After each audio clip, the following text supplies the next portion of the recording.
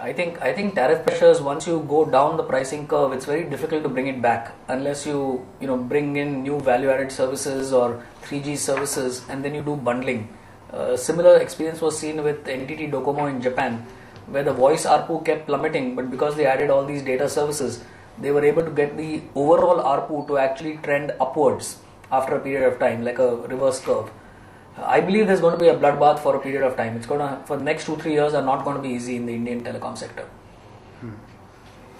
Would this bloodbath be beneficial for you? How would you say? Yeah, we are hoping it will be beneficial for us.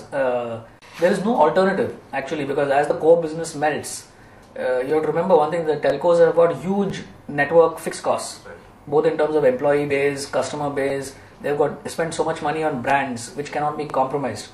So to some extent, the telecom is a do or die business. Once you're down there, it's a big boys game. There's no going back. There's no looking back.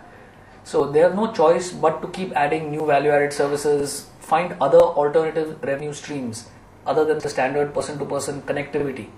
So even if, what I mean is, like on value-added services, even if you have person-to-person connectivity, which is plain vanilla connectivity, that may go to 50 paisa, 25 paisa, it may go to 10 paisa, way below marginal cost.